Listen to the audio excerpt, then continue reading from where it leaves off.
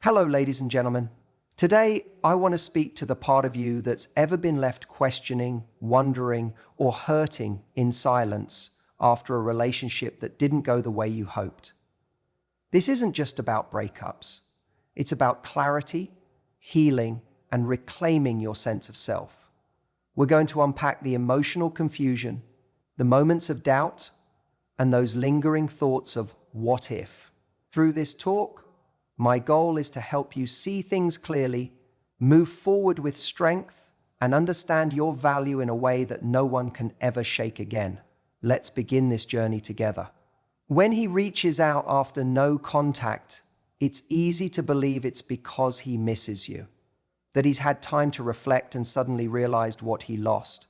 And maybe a small part of him does miss the connection, the comfort, the warmth you brought into his life. But you have to look deeper, not just at what he says, but at why he's saying it now. Because more often than not, it's not love that's driving him. It's control. It's ego. It's the need to know whether he still has access to you. That's the real test. He's not always checking in to rebuild something meaningful. He's checking in to see if the door is still open. He wants to know, can I still get a reaction from her? Does she still care? And if you respond, even with a casual hope you're well, he gets his answer. It tells him he's still in your head, still in your heart, even if just a little. That's all he needs to satisfy his ego. He's not necessarily looking to get back together. He's looking to make sure he still could if he wanted to. That's the kind of behavior that creates so much emotional confusion. You start wondering, what does this mean? Why now? Is he changing? But the truth is, it's not about change. It's about confirmation. He's testing the waters, not to see if he wants to dive in again, but to see if the water's still warm for him.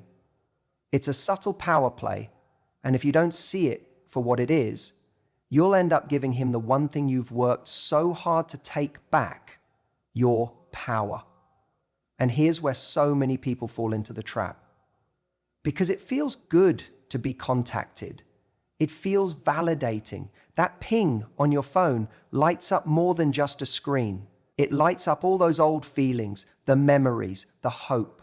But in that moment, you have to pause and ask yourself, is this message about me? Or is it about him needing reassurance? Because real love, real effort doesn't come in the form of vague texts or breadcrumb conversations. It comes with clarity, consistency, and commitment, not confusion. So when he tests you after no contact, remember, it's not because he suddenly became aware of your value. It's because he wants to know if he still has access to it. And just because someone checks in doesn't mean they deserve to be let back in. You're not a prize he gets to re-audition for on his terms. You're not someone who exists to make him feel better about his decisions. You are someone who made a decision to heal, to grow, and to reclaim your worth. Don't trade that progress for a moment of emotional flattery dressed up as interest. When he tests you, let your silence be the answer that reminds him who you've become. When he tests you after no contact, it rarely comes as a grand gesture. More often, it's subtle. A random "how have you been" text, a like on an old photo, a message that says nothing and everything at the same time. These aren't just innocent attempts to reconnect. They're feelers, probes. He's checking to see if you'll still respond the way you used to, because your silence isn't just confusing to him, it's unsettling. And not because he suddenly realized he can't live without you, but because for the first time, he's not sure where he stands with you. Before, he knew exactly how you'd respond. If he pulled away, you'd lean in. If he got distant, you'd chase clarity. That pattern made him feel safe. Not emotionally, but in the sense that he could always rely on you to keep the connection alive. You were the one holding it together, even when he wasn't giving you anything to hold on to. But when you went silent, when you finally stopped reaching out, something in him shifted. Suddenly, that sense of control disappeared. And when a man senses that he's no longer in control, his instinct is to regain it. So when he tests you, it's not necessarily because he wants you back. It's often because he needs to know you're still there emotionally. He wants to know that he could still have you if he wanted to. Even if he's not ready to show up for you in the way you deserve, it's a way to feel significant again. But here's where you take back your power, because when you don't respond, when you stay silent, you send a clear message that his access to you is no longer guaranteed, that he doesn't get to just walk back in with half-hearted effort and expect the same version of you to still be waiting. Your silence becomes your strength.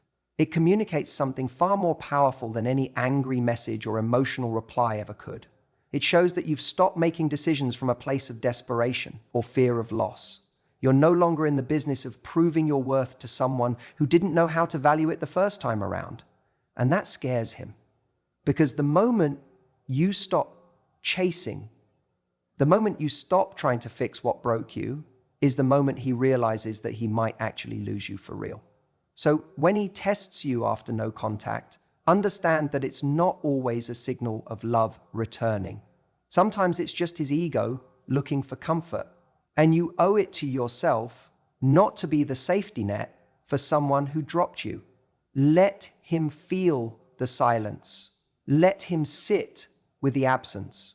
Because the longer he sits in that space, the more he'll realize that the version of you who used to chase no longer lives there. After no contact, he usually doesn't come back with fireworks. It's not some movie scene where he shows up at your door in the rain, begging for another chance and pouring his heart out. No, most of the time, it's quiet, subtle, strategic.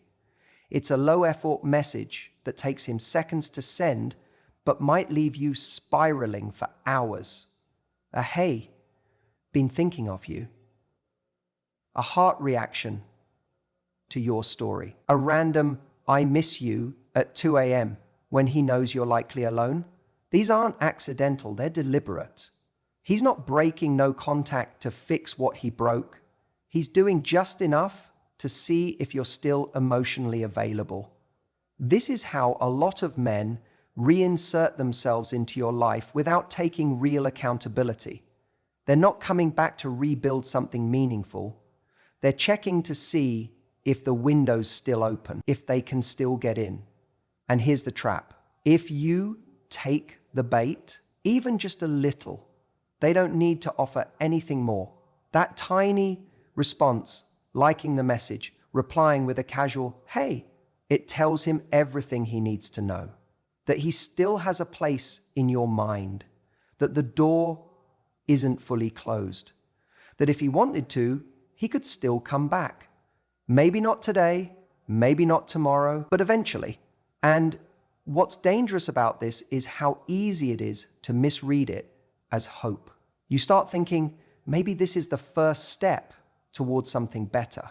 Maybe he's testing the waters because he's nervous and he just needs reassurance to come in stronger. But that's rarely what's happening. What's really going on is he's managing your emotions while protecting his own comfort. He wants to know he still has you on standby, just in case he decides you're worth more attention later.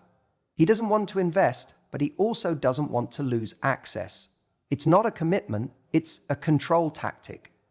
This is where your strength is tested, because your heart wants to believe the message means something, that he's thinking of you, missing you, regretting the loss. But your mind, the part of you that's been healing, growing, waking up, has to ask, if this man truly valued me, would he be sending breadcrumbs? Or would he be knocking on my door with clarity, with effort, with change? You can't rebuild something real from crumbs. You need presence not pings. You need action, not ambiguity. So when he reaches out after no contact in these small, vague ways, remember, it's not always about making things right. Sometimes it's just about checking if you're still an option. And the most powerful response you can give to that kind of test is none at all. After a breakup, especially when you've gone silent, there comes a moment where he might start to poke around again. He sends a message, reaches out, maybe even acts like he wants to reconnect. And in that moment, everything inside you lights up. Your heart starts racing. The pain you've been trying to bury rises to the surface again. And part of you wants to believe that maybe this time it's different. Maybe he's finally realized what he lost. Maybe he's coming back because he's ready to love you the way you always deserved. But here's where the truth comes in, and it's not always easy to hear. Most of the time, when he comes back, it's not because he's ready. It's because he's uncomfortable with the idea of losing you. He's not showing up with clarity, commitment, or accountability. He's showing up with confusion, nostalgia, and ego. And what he's really doing, without even realizing it, is looking for reassurance. Not reassurance that he's the right one for you, but that he still matters to you, that he still holds space in your heart, that he can still affect you.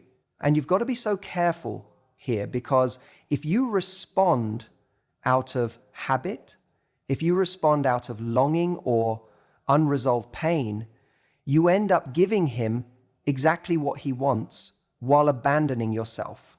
You start feeding his ego at the cost of your healing.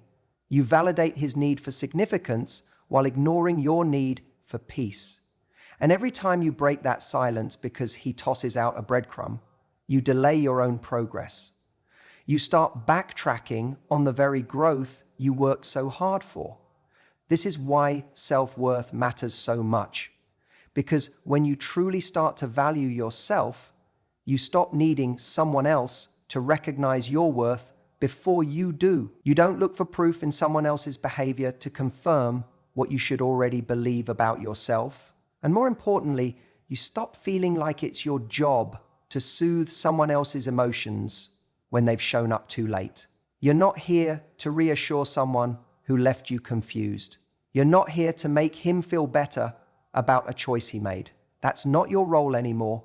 You've already done the work. You've sat in the silence. You've cried, processed, reflected, and pulled yourself back up.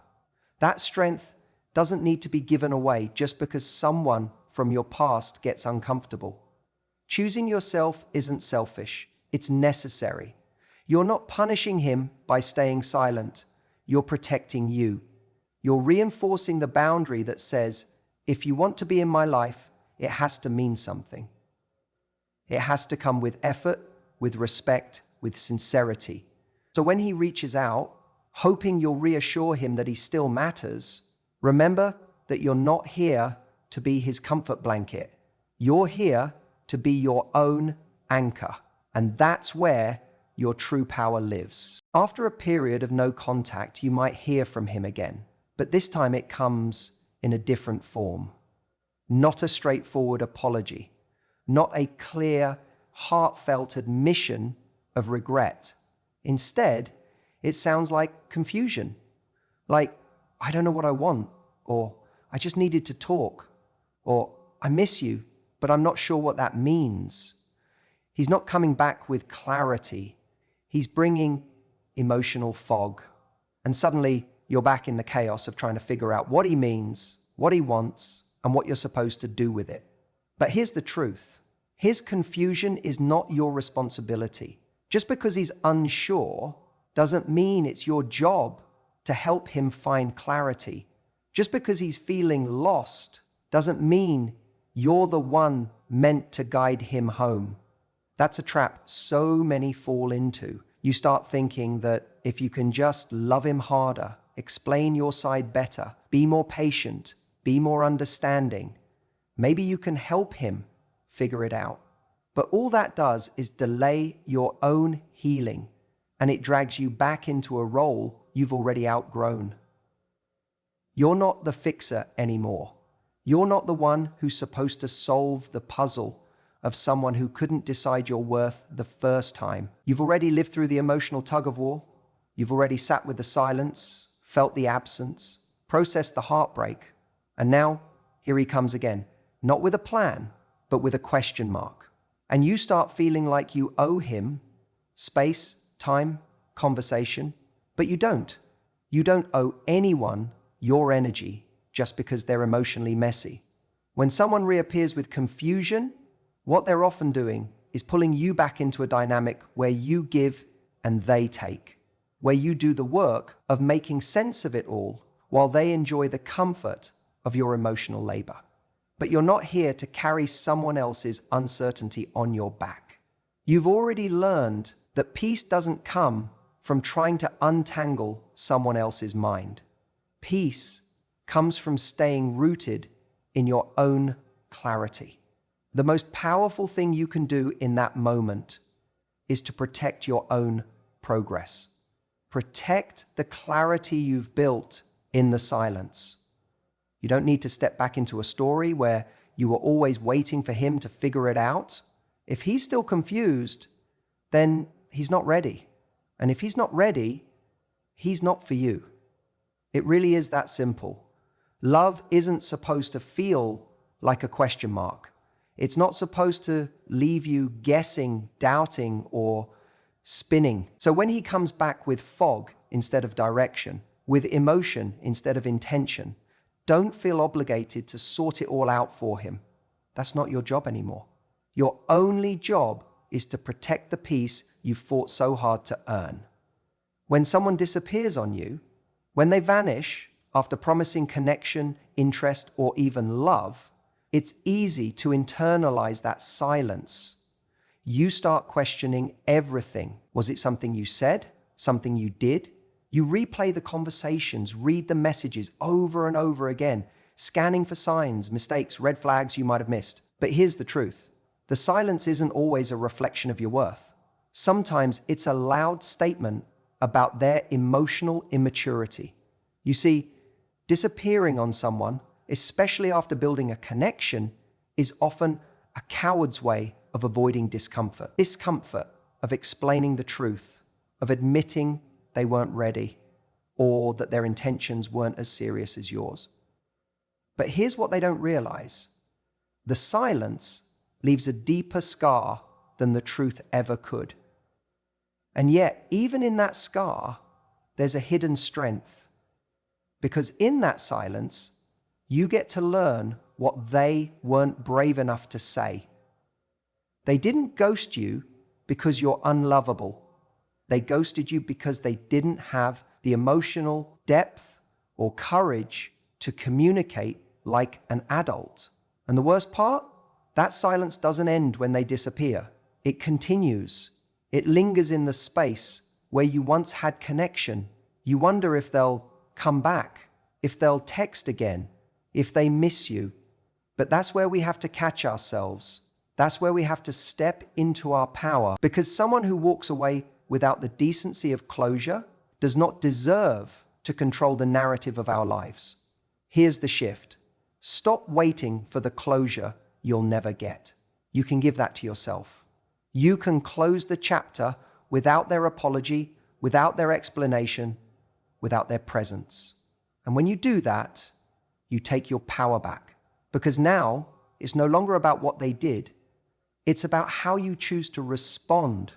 Their silence.